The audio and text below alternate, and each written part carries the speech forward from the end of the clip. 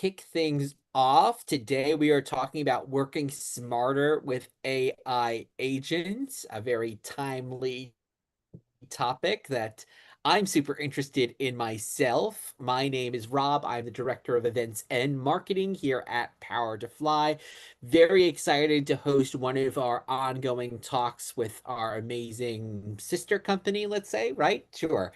At Skill Crush by Power to Fly and invite Tori back to the stage. But real Mhm. quick, just some quick housekeeping for you all here on the screen. You can see our code of conduct. Looks like a big wall of legalese, but really what it means is don't be a jerk. And if you have any questions, feel free to shoot me a DM in the chat. We'd love for you, if you feel comfortable, to turn on your camera. No need to be Instagram perfect. If you're eating a sandwich right now and you prefer to keep that camera off, no problem whatsoever. Your microphones will be off for the event, but we'd love for you to use the chat. We are recording this, so no need to take notes. In fact, we will be sending out the recording probably by tomorrow. So if you want to relive all the amazing factoids that Tori is going to share, that will be right into your inbox. And most of all, we want to hear from you. So let us know where in the world you might be joining us from. Feel free to use this as a networking top opportunity. So drop your LinkedIn URL to your Power to Fly profiles into the chat to expand your network and meet some amazing like-minded professionals. Just to tell you a little bit about Power to Fly, we help organizations attract top talent and retain engaged employees with solutions that simplify recruitment, enhance employee satisfaction, and drive long-term business success. We have 200 million professionals across our network worldwide, and we're a 100% woman-led company backed by Morgan Stanley. Without further ado, I'd love to introduce you to today's featured speaker, Tori St. Clair, who is a first generation professional, proud queer Latina. Happy Pride, everybody, and tech career mentor for those who follow their own unique path. Raised by a single teenage mother, she learned early that ambition rarely comes with a manual, and after decades in the workforce waiting for growth that never came, she made a deliberate pivot, building her career skills from the ground up and transitioning into the tech space on her own terms. And today she dedicates her work to helping others find that sweet spot between authentic self-expression and professional growth, because she knows firsthand that you never have to choose between the two. And she does that as a web development instructor and enrollment counselor at Skill Crush by Power to Fly. So, Tori, thank you so much for being here today. You're joining folks from, it looks like, New York, where I am, Spain. We've got San Antonio, Texas, Los Angeles, Minneapolis, Germany, India. So amazing global audience, which we love here at Power to Fly. But love to turn things over to you, and we'll take some more questions later in the event. All right. Thank you so much for the introduction, Rob. So nice to be here with you all from all over the world. I just feel weird not saying it, even though Rob just introduced me. I'm Tori, and I'm so happy to be here with you all. So today we're going to be talking about AI agents, how non-technical professionals can build more efficient workflows, no coding required. Although now that I'm looking at this, this is also relevant for technical professionals looking to utilize AI agents for all of the workflows that occupy their day to day. But this is primarily from a non-technical perspective in utilizing agents. So this is what we're going to go over today. Defining and understanding what AI agents are, grasping the fundamentals and the new employee paradigm. AI agents in action, discovering how agents save time and shape efficient workflows, setting realistic expectations by calibrating what agents can and cannot do so you maintain control, and implementing and empowering your role, spotting opportunities, getting started, and evolving your skills. So first, I want to lay the groundwork about what an AI agent is. The key distinction between an AI agent and a tool like ChatGPT which, have you used ChatGPT before? I would love to hear from you all if you want to chime in the chat. And if you've used Google search at all, then you have engaged with an LLM, even if you haven't specifically logged into Claude or ChatGPT.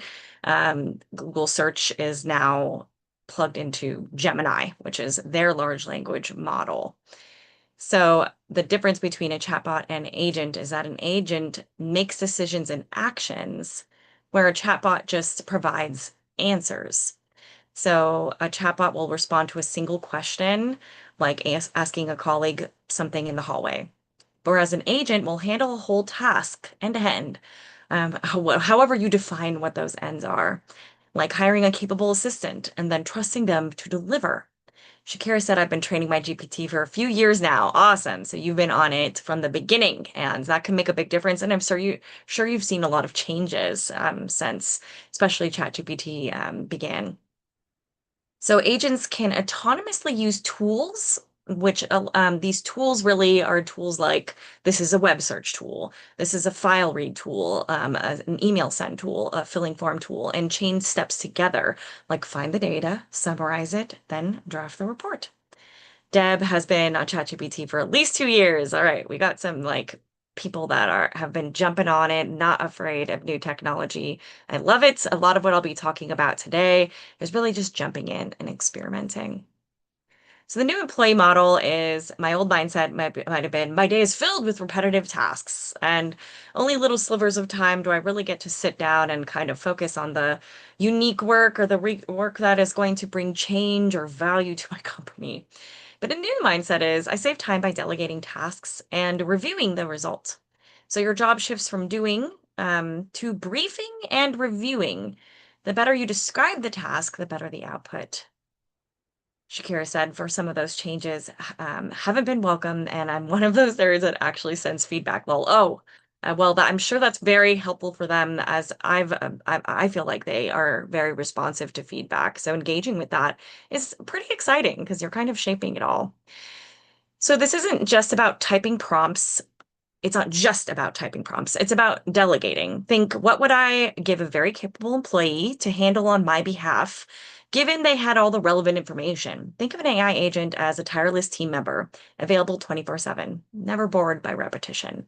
So big emphasis on it's not just about typing prompts. Typing quality prompts is going to improve your output so that kind of given they all had all the relevant information, that it was clear for them, that it was in a format that is usable for them, that's how you should be thinking about your AI agent. So agents are saving time in multiple different ways across different companies, and this is how this could look like for you. It can help you with email and communication, summarizing long threads, drafting replies in your voice, meaning your tone and what kind of language you like to use. It can be trained on that. Not I don't mean verbally, like the sound of your voice, although there are programs that allow you to utilize that if you want to, but it's not as commonly used for writing. I meant scheduling meetings, resolving calendar conflicts, and sending follow-ups.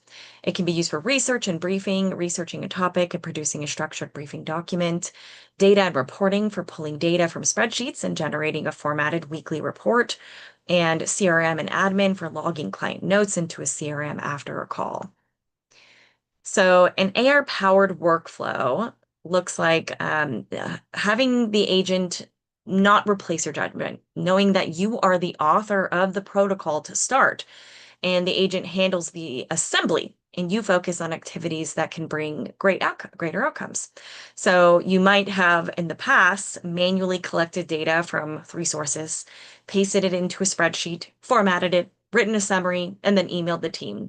So it might have been 2 hours for you every Monday or maybe Friday if you were trying to prepare it to be in the inboxes by Monday. It still took 2 hours for you at the end of Friday.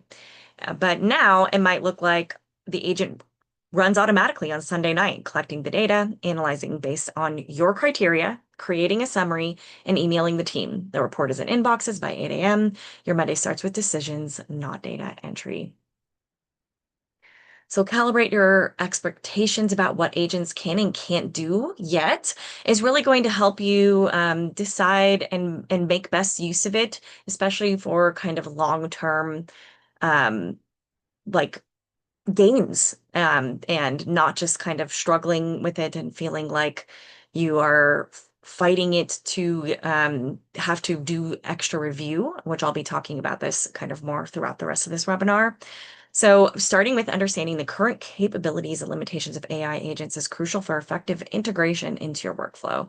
So, the strengths for AI agents is that they're good for structured, repeatable tasks, anything with clear rules, consistent inputs, and measurable outputs. For the limitations, it's not good at nuanced human judgment. It's better than anything that we've used before, but it's a pattern spotter. It's going to, really just not apply the feelings and things that you've had that you maybe didn't even think of that were important until the task was right in front of you and you're like, oh no, this actually wouldn't suit our current client at all. This isn't to the goals of the stakeholders who expressed this different direction to me in the last meeting.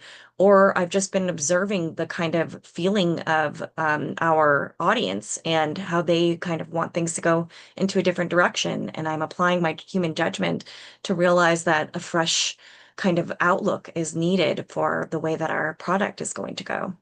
It's not good at novel situations because it's trained on patterns. That's what makes it powerful, but also is a limitation for it. So if your company is trying to stay fresh, trying to bring something different that hasn't existed before so that they can operate well within a particular niche, then your human judgment is going to be needed more than ever. Sensitive decisions, especially when it regards medical, financial, or legal decisions, and anything requiring real-world accountability for somebody that is responsible and takes ownership over particular tasks. So intelligent AI implementation prevents over-reliance. Also, there's this idea of cognitive surrender being thrown around where you just kind of offload your thinking tasks to AI, thinking it can handle it for you, which usually not, it's maybe can get like 60 or 70% of the way there in a way that can feel impressive, but that additional 30% that you bring is so valuable. And when you offload your tasks more, this cognitive surrender diminishes the value that you can bring over time by creating this over reliance. This is a real risk when enthusiastic, non-technical users first use these tools and start maybe kind of over relying on them. Shakira said, I've noticed that my GPT can't keep track of dates and times. I have to start every day with the date and time so the information from yesterday or last week doesn't bleed into today's prompts. Yes, I've noticed that as well. And it's something where you really kind of need to do some extra work to bring in the context to really get to the information that's going to be most up to date and kind of considering everything that you want to be considered for what it's helping you with. Rob says, I haven't heard the term cognitive surrender, but it is a real risk. Yes, this is something that I've been reading about from one of my favorite web development content creators. Audio from Google talks a lot about intelligent AI usage and using it to, as a way to really challenge and make you think critically and ask questions of you. And you're doing a back and forth conversations of asking questions of it as well, so that you aren't getting into this kind of cognitive surrender and eventually, not ideally, cognitive decline that can come from thinking that it's handling everything for you when it really isn't. And that's not the best usage of it. This is one of the reasons why I like to be an AI educator because it's really useful if you use it in a way that allows you to elevate your thinking rather than diminish it. So knowing that you're still in charge is a big part of this. Chief of Staff AI agents. Um, I I can't. I wouldn't say that it can replace anybody fully at all. So s- regarding it as any particular role, even if it's an individual contributor, which would be somebody, beneath that, I don't think is a good model for long-term gains. And so I am not sure if that's what you're asking about, Deb, about it replacing completely the chief of staff. But if it's used as a tool for somebody who's operating as a chief of staff, I think that would be really crucial. It reads your email, shows you your calendar and things you need to know about. Oh, yes, that's pretty much exactly what we're talking about. That it can summarize things for you, and that if you really set this up in a way that is intelligent, looking for particular criteria, running things by you, and then even if you instruct it to give you any emails that don't fit within the context that you've built for it, the instructions that you've given to it, it'll make it easier for you to review its outcomes and make sure that you're not missing anything important, which isn't to say that completely never reviewing is advised, but that you can make it easier for yourself to do that review so that you're spending less time on it as well. So anyway, what we're talking about here is how you're still in charge. Your values in employee means you are always accounting for the shortcomings of AI. This allows you to really use it at its best and get the best outcomes out of it. Not only does this decrease like over reliance on the tools and um, oh, I'm so sorry. So yes, yeah, okay. I was having trouble reading my own notes. It's it diminishes your own decision-making abilities over time if you're over relying on it. Decision making is definitely a muscle that you have to exercise. And in fact, it can become fatigued as well. If you've ever had a lot of decisions throughout your day and you go home and you're like, what should we have for dinner? I literally cannot think right now. That is the experience of having your decision making muscle fatigued. And so if you exercise it, it becomes stronger over time, but it can weaken over time. So this can lead to big and hurtful oversights for your company as a whole. So these are the ways that you can make sure that you're engaging and using AI intelligently. By verifying important outputs, agents can make confident sounding mistakes. So always check critical results, know that they don't have all of the context of your company culture, politics, or unspoken context, like I said, that I think happens a lot when you're actually talking things out with somebody, that you realize actually this is incredibly important and needs to be brought up at the next meeting. You're going to realize that, whereas the AI agent isn't just going to spontaneously do that. And know that it has high leverage. You can make it in charge of things that are going to create big changes in your day-to-day business, and even in business decisions if you're trying to have it create some business summaries for your company and things like that. So this high responsibility means that thoughtful use is essential. So to spot opportunities about what is a good candidate for where an AI agent can offload some of the repetitive tasks for you is, well, these are the 4 filters that you should pass it through if you're wondering if this is a good task to pass on to an AI agent. Is it repetitive? You do it the same way most of the time. Is it rule-based? There's a consistent logic to how it gets done. Is it time consuming? It takes meaningful effort relative to its complexity. And does it involve multiple tools like moving information between apps or systems? That's where AI agents can really excel. So there are multiple ways that I recommend for you to get started if you're interested in doing this. The best way is to start small, pick one repetitive task that drains your time and try to automate just that. A single successful automation teaches you more than weeks of research. These tools are designed for non-technical users, empowering you to build AI-powered workflows independently. So integrators that, at least Zapier, I know for certain has existed for a long time. It really is an integrator that allows you to bring in different tools. And if you have like, a we like to use it for our marketing software, HubSpot, and then it can pull data from a particular client or purchases from another, software that you use, and then it can load that into an Excel sheet for you, or it can look for particular, like once you tell it what section or segment of clients you want it to get information from, you can link it to what specific information you want pulled.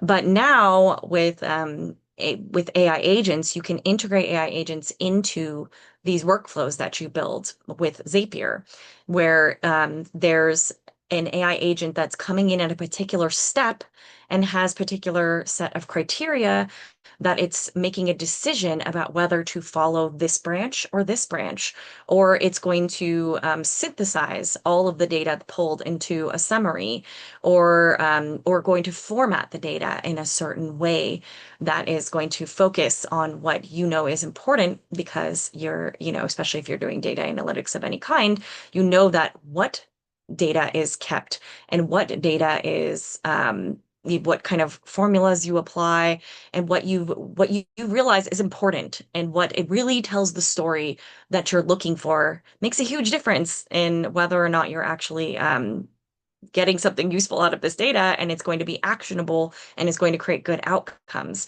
It's not just about, data is not as cold as people think. There's a lot of decision making that goes into these types of things. Rob said one thing that is interesting is that tokens in some cases, and this will only increase, have become or will become more expensive than a person. So while the AI agents can supplement work financially, it may not make sense to replace someone fully. 100%. I think this is really important. And I've noticed this as my AI usage has gotten more expansive. It's not necessarily like increased heavily, but it's in all sorts of different areas of my workflows that I'm being very conscious of how I'm using it, not only from a token expense, but also from a sustainability perspective, because these tools do use a lot of energy. And sometimes it just makes a lot more sense to just go in and manually do it myself. And it's maybe quicker, that it's also going to save my tokens and save my sustainability. But even just I make it so that that is decreased it from the task that I had initially set the AI agent up for. That's kind of that comes into the testing part of seeing if it's actually saving you time, which could be an issue of like, no, you actually need to apply more oversight than you realized how important your oversight was, or it might have to be that you need to train the AI more to give you more quality outputs. Shakira said Perplexity is another great productivity AI. Absolutely. I've started using it for more research-based tasks since it uses more creditable resources. Yes, I love Perplexity for those types of things as well. And you can prompt to say, only give me answers if you can provide sources, and then look up those sources and make sure they're real sources, just like we had to back when we learned how to Google back in the day or just do any search engine. So these are I purposely focus this on low risk, low cost in steps to utilizing AI agents. The goal isn't to build the perfect systems on day one, it's to learn what works for your workflows. So you can now integrate multiple LLMs into Zapier and make whichever is your favorite. We really favor Claude at our workplace at Skill Crush and Power to Fly. And Zapier is easiest for beginners. You can plug models directly into simple automations, use conversational tools to build custom AI assistants, and integrate directly with conversational AI platforms. And it comes with a free tier, so you can explore these capabilities on Zapier. Make is best for advanced logic and complex data. It provides more visual transparency and control over how the AI processes information and routes it through highly customizable multi-step workflows. And it does come with a free tier as well if you would like to experiment. And Claude Cowork does not have a free tier. I just recommend it because that's what we primarily use at our workplace. And there's they you well, from our usage, I know that the admin can put in restrictions to prevent access to sensitive information. They can really have access to really explicit logs about how it was used, what it was doing, what it was accessing. And that's really important from an enterprise level model perspective when you're trying to utilize AI at work and you're working with emails and other sensitive data from clients or from your business as well. Notion AI is a productivity AI, and then Shakira recommend Perplexity for that more rely if having creditable resource, accredited resources is important for your job. It leverages AI directly within your notes and documents for drafting content, summarizing information, and generating ideas. And Microsoft Copilot. If your organization uses Microsoft 365, Copilot is embedded in Outlook, Teams, Word, and more to assist with daily tasks. And then AI assistants use these conversational tools to help brainstorm, design, and plan your automation workflows before implementation. So if you're kind of like nervous about how to even do this, you can use Claude and ChatGPT to kind of spitball about what process, what's going to be good to include. Is this advised or not advised? How can I do this or not? And it can be really useful to do that if you're not sure about where to start. So know that your role doesn't disappear, but it is changing. They are powerful tools. They rely entirely on but they rely entirely on your expertise, direction, and oversight. Your role evolves from manual execution to strategic leadership. So you want to start with the right foundation. You provide the vision. Agents handle execution, but you set the goals. Deb asks, is Zapier free or requires a paid subscription? Zapier has a free tier. It's very limited. So I recommend it most for if you've never built these kind of workflows before. You can jump in and start experimenting. I was bringing this up also because I know that some of you are between jobs right now and you're looking to bolster up your AI skills, which is highly advised. It's incredibly high demand in pretty much all work in all roles. And so it allows you to kind of experiment with building a workflow. You can even pull dummy data. There's lots of great sources for this that have been curated to emulate real data. If you want to run this through your search engine, you can also ask an AI agent to generate AI data, to generate fake data for you based on certain criteria. And then you can use this to experiment with the free tiers of Zapier and Make. So mostly I recommend those for your personal experimentation if you're looking to get comfortable with AI agents yourself, not on the work level. But if you are also looking to maybe start using it at work, you can show what it can do and bring it to you know, leadership in your workplace, or if you are leadership, experiment with it yourself to see if it's useful for what it is that your company does first. And I recommend this if you are somebody who's going to bring it up to leadership because it shows your willingness to experiment, your willingness to really kind of implement this in for saving you time so that you can focus on what's important and allows you to really showcase, especially if you're able to implement in these workflows, save time, and then bring more of your creativity and your judgment and your expertise. It really, really allows you to showcase your own value. Google's Vanita recommends Google Studio AI. It's also a good web-based app builder platform and has a free tier that works pretty well. Awesome. App building without code is something that I was curious if you all were interested in. So was wanting to know what you all would like to know next. Rob, if you wouldn't mind putting up that poll while I finish up this last slide, and then we'll move on to the Q&A section. Thank you so much, Rob. All right, so the goal is not to replace you. It's to free you up for work that only you can do. You navigate the relationships between your team and the leads or clients, if that's relevant for you.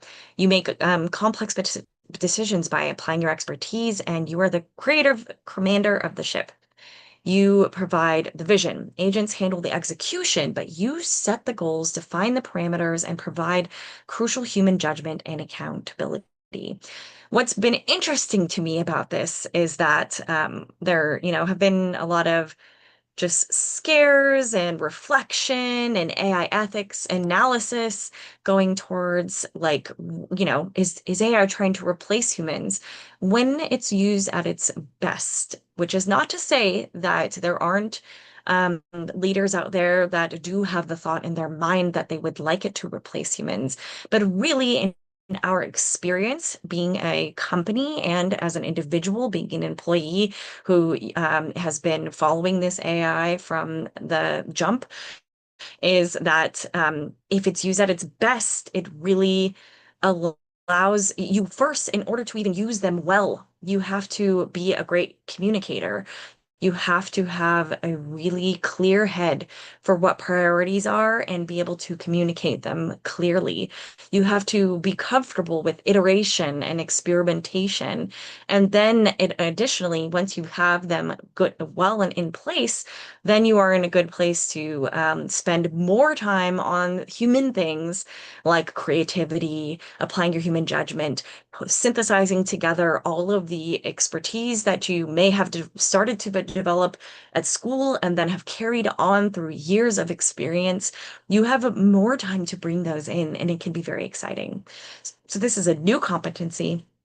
Learning to effectively direct AI agents is a valuable professional skill akin to mastering email or Excel with its own kind of a methodology that is more naturally language based. And that can be a great boon to people who got too lost in all the nuanced kind of formulas and just kind of structure of using Excel and even, searching where you had to kind of say, put everything in quotes that was a must-have and Boolean search. That's not as necessary now if you're using a large language model based search engine.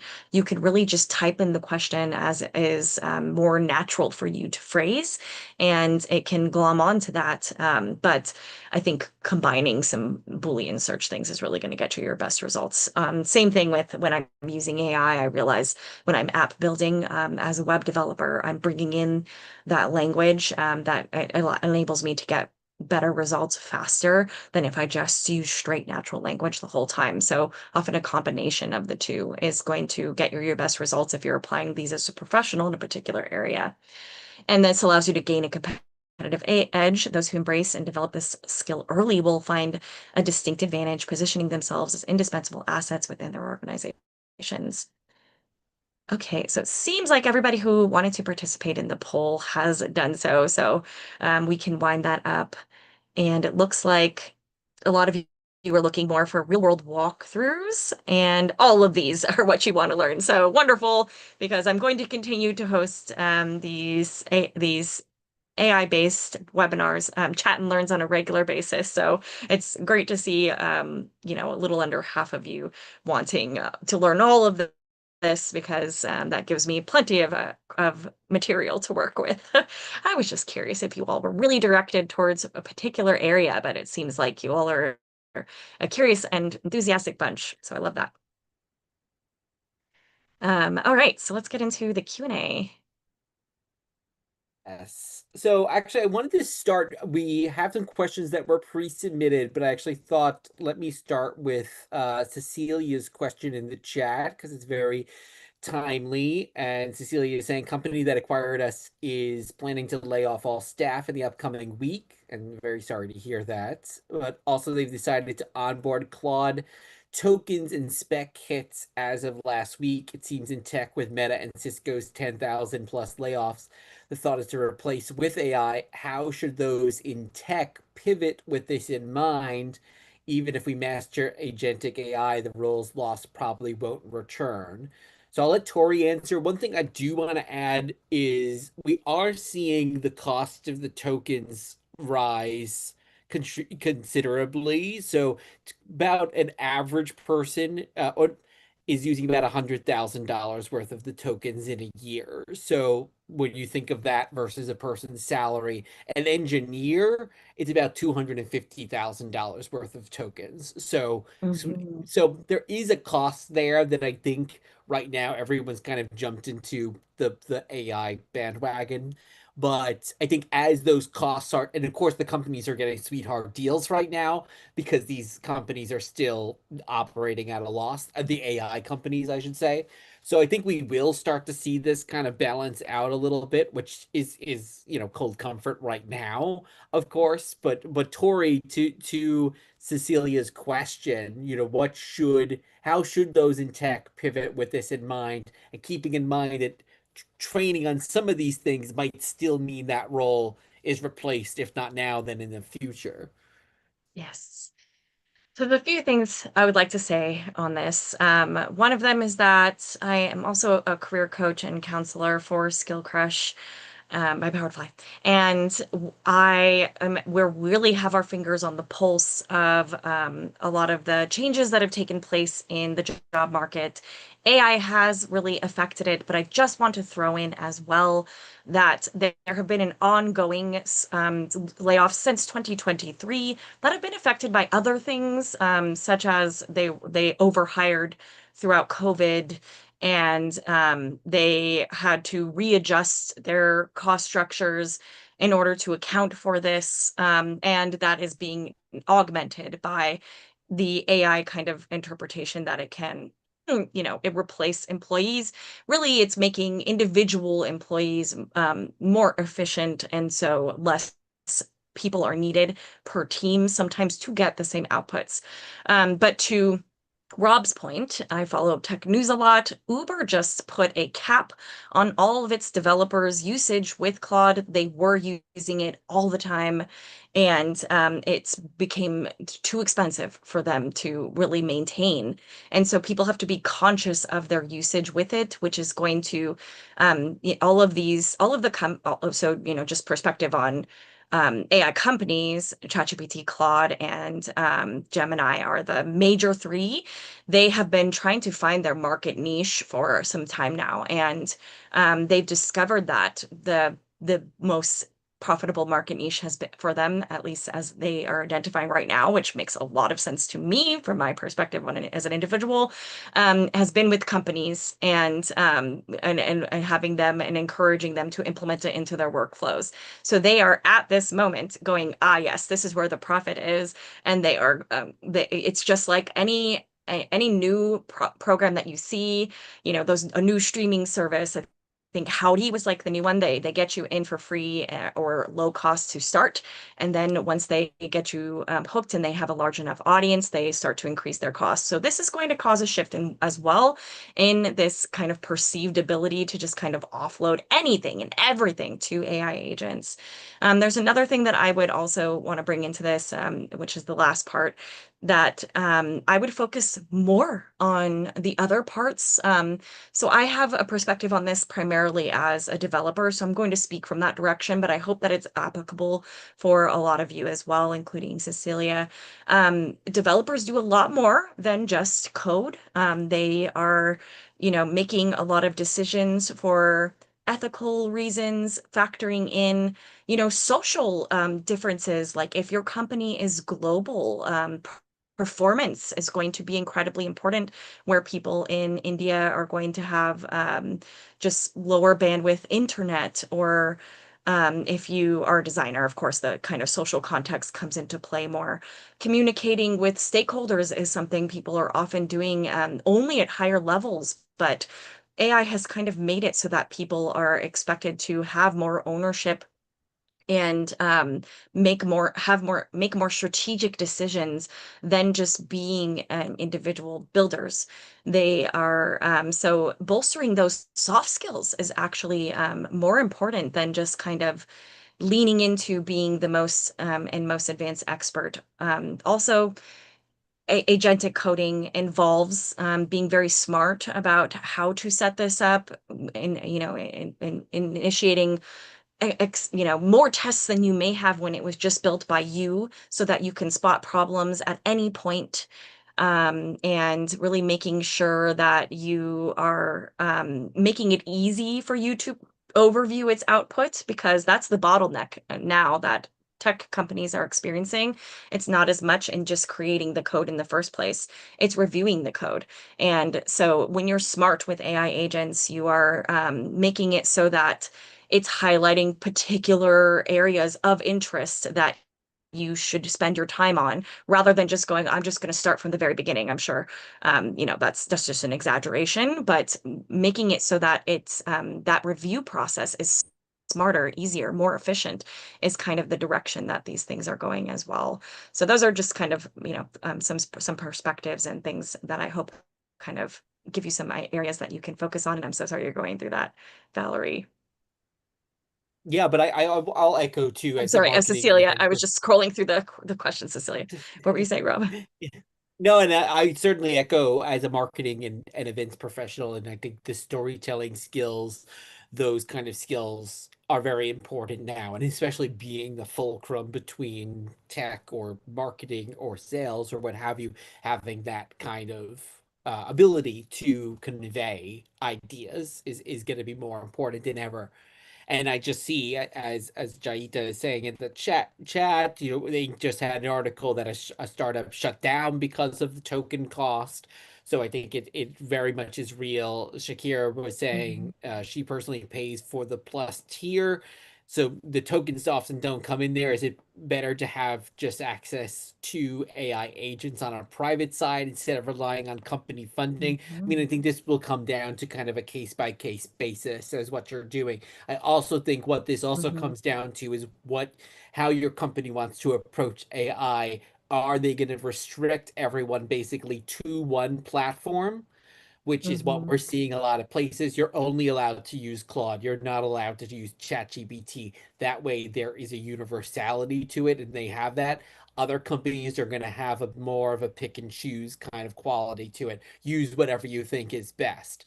So I think we're mhm, going to start to only now as companies are starting to really get a lot of these enterprise accounts on these platforms, are you going to start to see, oh, will it be restricted? Can you use your personal account, but or do you need to use your professional account?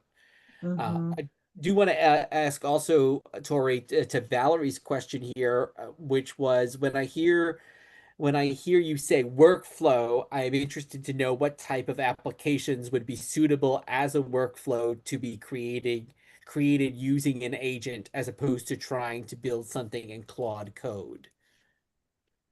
Yes, so this is kind of what this is from a perspective for oh, I skipped it over for just kind of general workflows that almost everybody has to manage in some way. They can be implemented into Slack, into your email, into any data that you're pulling. And they allow you to kind of do things where you're like, on Monday, I pull all of, if I'm in sales, I pull all of the notes, or like we record all of our sales conversations and I had an agent take notes on that conversation, and then the next step is to summarize the common trends amongst all of the clients. And then the workflow says that I then provide feedback on what I would like to focus on for that particular session from the trends that I am seeing. And I want to have a brainstorm where I'm thinking about how I can address this particular pain point that is I'm seeing a common trend for. And then when I have that brainstorm, then I'm going to turn it into a document that I can use as a reference for context in further conversations as I build out some software that can be used by our clients to make this easier for them. So that would be, this is just totally going off of my head. And also, you mentioned Claude Code, so maybe you're a technical professional. Using GitHub Copilot, I would recommend for making commits, organizing and summarizing the commits of your team, and have points of oversight built into the workflow to make sure that it's doing things in a way that works well for your company. But yeah, building out your commit flow with GitHub Copilot is a way that you can implement it as well. I hope that answers your question, Valerie. And before we wrap up, I wanted to get to a couple of questions that we had pre-submitted as well, Tori. One I wanted to ask was, how do you measure whether an agent is actually saving time or just shifting work to verification and cleanup? Because certainly, I think many of us have experienced, oh, and we're going to use AI to build this site or create this copy, and we wind up spending just as much time editing that than we probably would have actually writing the copy. So how are you able to actually measure what is saving you time and what is actually potentially giving you more work? Yes, I think it's hard to say unless you're you might be using something that's tracking your time that would allow you to like physically see that you are spending more time on a task. I think most of us can feel this in the amount of effort that we're putting in, the amount of, postponing this other thing that we thought was important, and that we know is important that we had normally would have been able to get to by this time of day, but aren't able to get to because I'm sitting here reviewing what the AI agent has given me, and it's actually more confusing than what I would have produced. So just part of this is the work that you put in to provide the specs, parameters, and instructions of the task will shape the quality of the output. So you may need to kind of take a few steps back and reshape the actual prompts that you're giving it, because all of this is prompts, but it's structured into tasks that are being executed. Work with the model to make sure that everything is in a format that is best processed by the model. When I say work with the model, you can actually ask it questions and say, do you understand everything? What is the best format that I can provide to you for this particular thing? And then certain ones, especially like Claude Cowork, can convert to different formats if you're like, okay, so take this document, summarize it, make it into this particular type of file, and then save that for future use because I know that that's what the LLM accesses best. And check understanding. So you're not making assumptions that it understands. It can feel like you're talking to a human. And so this makes it really easy to just be like, well, a normal human would have understood what I'm saying. But even with another human, it's good to check that they actually understand what you're saying because you can assume that they do, but they're not you. And people have different ways of assuming. So this is just a good communication thing. But especially with the models, check that you're understanding. Have it summarize or repeat what it is that you know is important, and you can catch from that it's not actually glomming onto the things that you feel like are important, and this challenges you to reshape how you communicate back to it. Pick the right model for the job will make a difference as well, as some are better at doing multi-step tasks, including steps to double check work against certain requirements. Claude, for example, has the Sonnet model and it has the Opus model. Opus is better for multi-steps. It does more double checks, but it also uses more processing power and more tokens. So you have to be smart about where you implement this. But if it's incredibly important, again, the big three being medical, financial, and legal types of advice and decisions, but also big business decisions for your company, then it'll be worthwhile for those particular points. And then downgrading to lower models when you don't need that much processing power and you don't need that many tokens will make you a sustainable user of the AI that you're working with. And test examples as part of the prep work, especially if the goal is to have it provide outputs directly to important execs or stakeholders or your customers. So don't just like test the understanding and go, okay, sounds good, and then just like deploy it for usage. If it's going out to other people, run through some examples, and oversight may be necessary, but use the model to make this as easy for you as possible. Ask it to create Excel sheets that prove the math to you.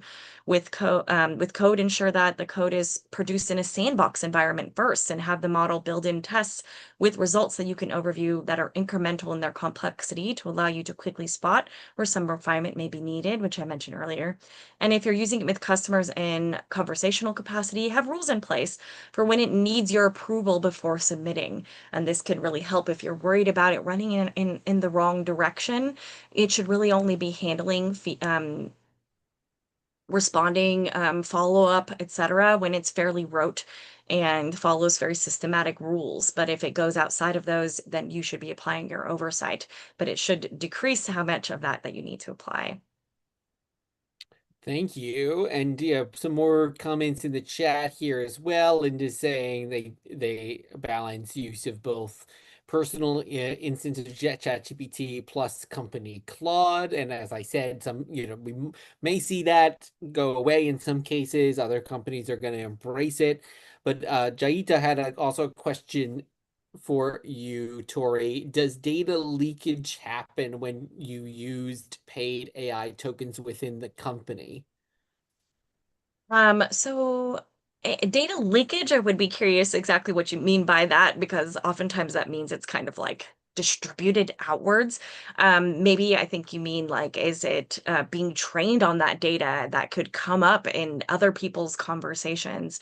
It's not just about paid tokens, it's also about like enterprise models made specifically for companies to use.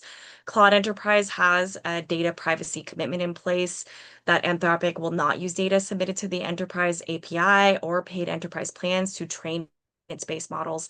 Additionally, admins can define limits on what apps employees can allow Claude's act access to and set customized limits on what sort of data the model remembers and how long it holds on to data. Um, yeah, if you were putting the data in a spreadsheet and asking for a summary, you can, it won't be trained on that data. So in terms of leakage, it's not going to come up in a conversation that someone else is going to have, or if they're going to be like, give me the company's data on this or that because I know that they use Claude and I use Claude. It can't be leaked in that way. According to their data commitments, it can't be trained on your data at all.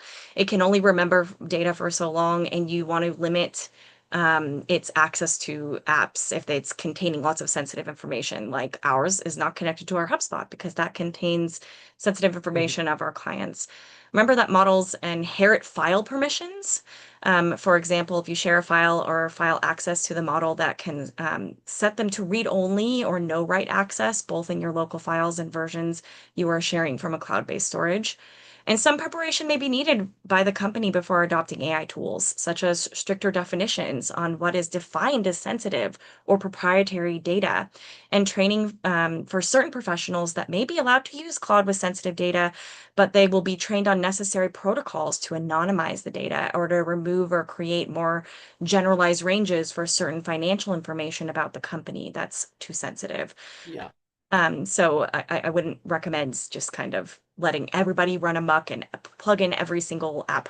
But yeah, I hope that answers your Yeah, and we're question. certainly seeing CHROs and inclusion heads of inclusion at companies starting to take on the AI ethics element in their Hmm. roles as well. So there's definitely an expansion there, and people kind of setting up like a bill of rights, more or less, for what your company will or will not use AI for, what information you will or will not put in there. Because as we all kind of jumped into the deep end of the pool, a lot of people were putting sensitive information into the models that they probably shouldn't have. So I think companies Mm. are really only now, in some cases, starting to put those guardrails around there. Also, just thinking on Yes. the token conversation, I know we had some international people on the line, and it uses more tokens if you are not, if you're putting your questions in a non-English language. That is because these models have been trained on English for the most part. So if you are putting your question in German, as I saw someone from Germany was here, you're using more tokens as well. So whether that's fair or not, certainly, but that is one of the ways that we're seeing maybe an increase in you. If your tokens are going very quickly, that might be one of the reasons. Hmm. And just to kind of wrap up, one last kind of question for you, Tori, before we let you go and everyone else go. How do you minimize hallucinations in AI outputs generally? Because I think we've all seen this where we've like, put and what it sends out is like, no, that is no way. And often I'm manually cross-referencing that with something else. But Yeah. is there another way, just working with these agents, to minimize this kind of hallucination? With factual accuracy is important. Always ask for, don't give me an answer unless you can provide sources, and ask it to provide those sources as well for your review. And check that the sources are real, because that can happen. Also know that the different models, it's confusing because, Claude is a large language model, but Claude has different models within it. But different models are going to perform more double checks of their information and kind of cross-reference more than others. So their lower model Sonnet is not really going to do this. It's actually very bad at just like basic math.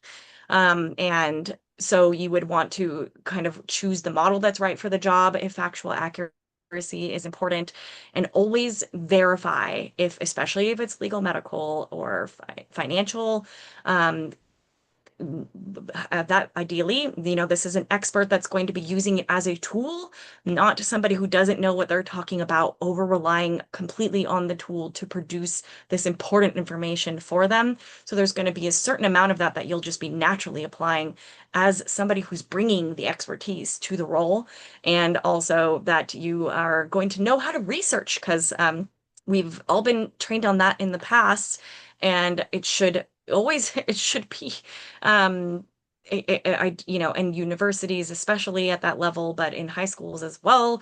It's kind of getting muddier as people are using ChatGPT as a primary source of information, but it should not be.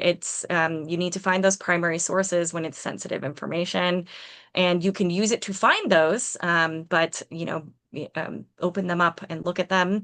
And this critical thinking and knowing how to find reliable information is just something that's not something you can get rid of in hopes of being more efficient. It's something that still needs to be applied and is actually more important than ever. Yes, I love that Shakira said she was gonna break up with her GPT if it didn't stop interfering, assuming, or hallucinating. So yes, I think we've all been there. Well, thank you, Tori. This was wonderful, and thank you all for your engaged questions. As I said, we will be sending out this recording in a couple of days, or if you're watching the recording already, well, there you go, you're watching it. So we will be also back soon with more talks on this topic with Tori as well as with other leaders. So always check back at powertofly.com to see any upcoming conversations on AI, as well as a host of other topics as well. But we thank you all so much for your amazing time today, and we will see you back at the next event. Have a great rest of your day and a rest of your week.